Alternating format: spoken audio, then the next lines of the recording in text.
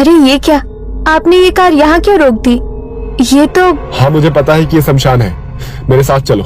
आप शायद भूल गए हैं, मैं 3 महीने की प्रेग्नेंट हूँ। ऐसी अवस्था में दिन में भी शमशान के आसपास नहीं आते हैं और आप रात में मुझे यहाँ लेकर आ गए।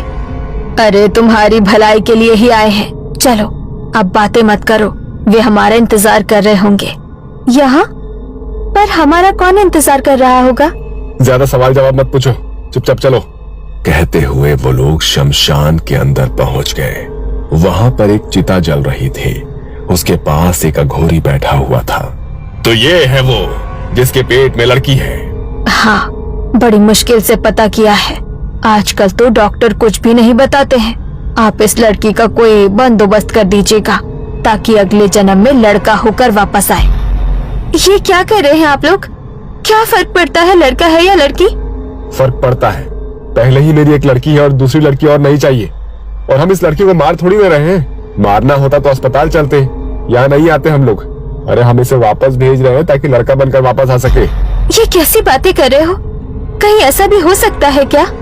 होता है, तभी तो हम यहाँ पर आए हैं। अब एक शब्द और नहीं, चुपचाप से यहाँ बैठो। कहते हुए उसने अपनी पत्नी को वहां बैठा दिया। उस अघोरी ने कुछ जड़ी बूटी का रस पिलाया और उसके बाद वो बेहोश हो गई। जब उसे होश आया तब तक वो अपनी बेटी को खो चुकी थी।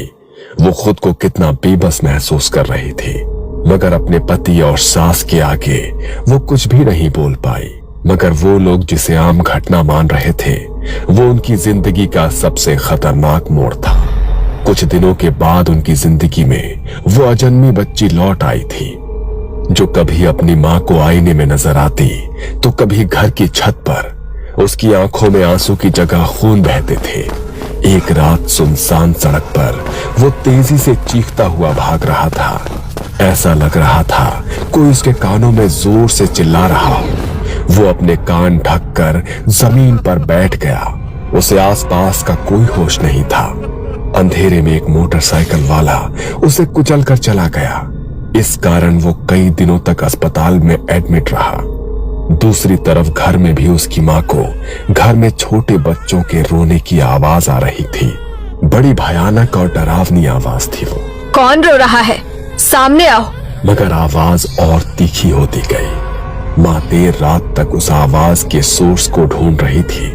पूरे घर की लाइट कभी आती तो कभी अंधेरा हो जाता।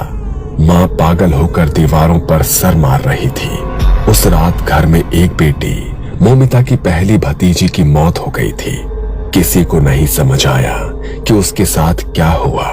उसके खून से दीवार पर लिखा था, तुम्हें बेटी नहीं चाहिए ना, अब इस घर में कोई बेटी नहीं रहेगी। हम लोगों ने तांत्रिक को भी बुलाया, मगर वो भी कुछ नहीं कर पाया। उसने सिर्फ इतना कहा कि अब इस घर में किसी बहन बेटी को मत आने देना। अब हर रात हमें इसी डर के साए में जीना पड़ता है। आज भी इस घर में मेरे बच्चों के रोने की आवाज आती है। बहुत बड़ी गलती हो गई हमसे। अपनी 2 पोतियों को खोने के बाद अब तुझे खोने की हिम्मत नहीं है। चली जा यहाँ से, चली जा, शाम होने के पहले चली जा।